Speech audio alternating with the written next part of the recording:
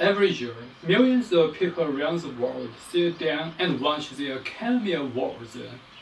For a few hours, everything feels larger than life. The red carpet stretches endlessly. Flashes of cameras explode like lightning. Names are called, envelopes are opened, and careers are changed in a single moment. And the center of all of it, quiet, still, almost unnoticed as first, stands a single object, a golden statue. It doesn't move, it doesn't speak, it simply stands there, one waiting to be handed over. But what if the object is more than just a trophy? What if something about it has been quietly overlooked? Because to some people, isn't just a symbol of success. It's something older, something symbolic, maybe even something misunderstood. So, the question here is the Oscar statue really just about cinema? Or are we looking at something that carries echoes from a much older world? Okay, let's slow everything down and start from the beginning. The Oscar statue, officially known as the Academy Award of Merit, and is one of the most recognizable objects in the world. It is made of gold-plated bronze.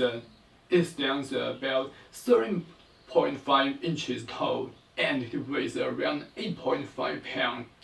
Not particularly large, not overwhelmingly heavy, but somehow it feels important. The figure itself is not smiling, not celebrating, just standing, slim, still, controlled. He holds a sword pointing downward, resting, but ready, and beneath his feet is a reel of film. If you look closely, you'll notice the five spokes, and those spokes represent the original branches of the academy: actors, writers, directors, producers, and technicians. A system, a structure, a hierarchy of roles, and what's interesting in this, since its creation in 1928, the design has barely changed. In a world where everything involves the object has, remained almost untouched, almost preserved. The original mold was cast at the C.W. Shanway and Sons Foundry in Illinois. The same foundry that later helped create other iconic symbols of achievement like, the Vince Lombardi Trophy and the Emmy statue. Some from a historical perspective, there's nothing unusual. This is simply craftsmanship, design, tradition. But then there's the name Oscar. It sounds simple, almost casual, but its origin is anything but clear.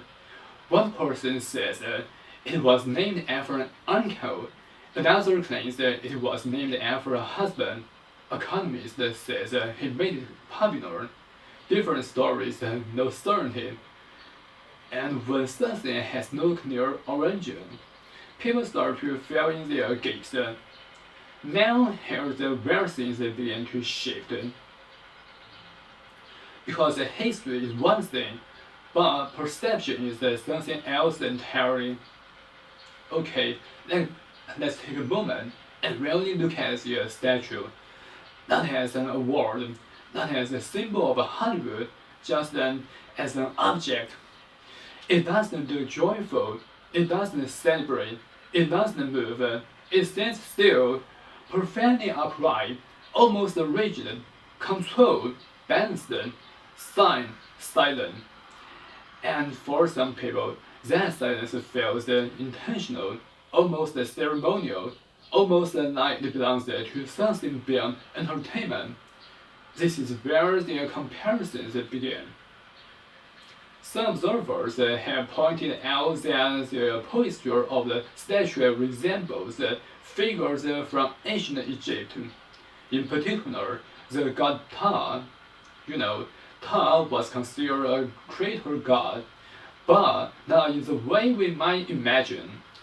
He might, he didn't shape the world with the tools. Instead, he created through thought and through speech. Ancient Egyptian texts describe how Ptah crafted the world in the design of his heart and brought it into existence through his tongue. In other words, reality itself began as an idea. But what makes this comparison interesting is not just what Ptah represents, but how he is depicted.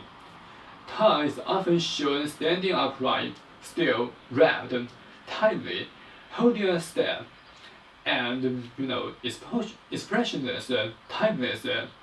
And when you place that image next to the Oscar statue, well, the similarity becomes difficult to ignore. Now at this point, you could see this is just a coincidence, and maybe it is. But then there's another layer, because Ptah was not alone. In ancient Egyptian belief, he was closely connected to Osiris, one of the most important figures in Egyptian mythology.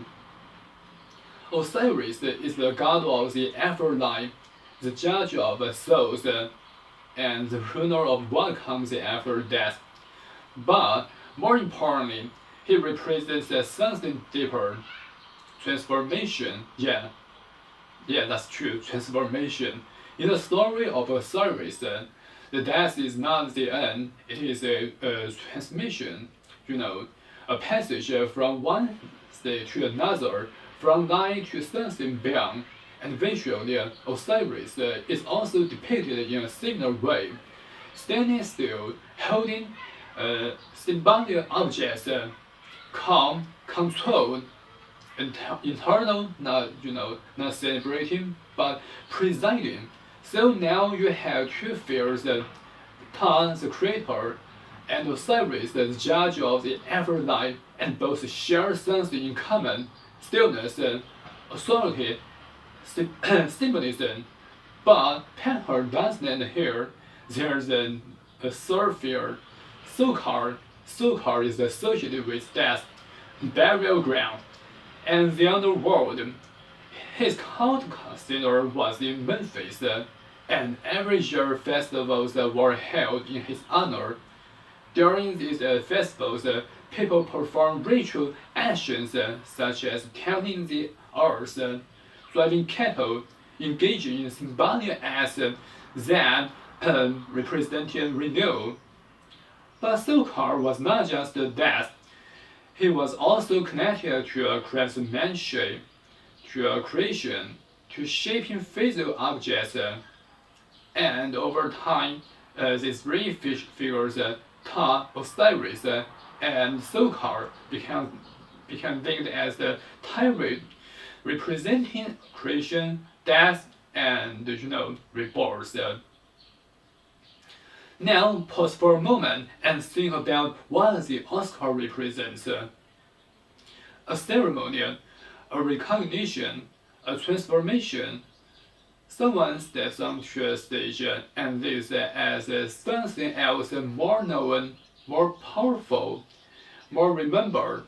Yeah, and this is where interpretation begins. Because when people see a still figure holding a symbolic object, standing as a symbol of the ceremony, they start to connect patterns. Some even suggest that the word Oscar may be linked to Sokar. Whoa, that's crazy. There is no solid evidence for this. And once the idea exists, it spreads, and suddenly, a simple statue becomes something else, a symbol, a question, a possibility. Some people take it further. They suggest that Hollywood itself is not just an industry, but a system of symbolism and a place where individuals are elevated, transformed, almost reborn. But we have to be respectful. We have to be careful. I'm sorry, because there is a line between interpretation and evidence. In reality, the Oscar statue was designed by Cedric Gibson and sculptured by George Stanley. It was created to represent excellence in film, nothing more, nothing hidden. And yet, the feeling remains that quite since then something about it feels deeper. Maybe the feeling does not come from the statue itself, maybe it comes from us, because humans are drawn to patterns, to something to hide meanings. When something becomes powerful, like Hollywood, and we begin to question it, to analyze it, to search for something beneath the surface. So in the end, the mystery is not in the statue, it may be in the way we see it. So what do you think? Is the Oscar statue just a symbol of cinematic achievement, or is there something more behind it? Okay, just leave your comments below.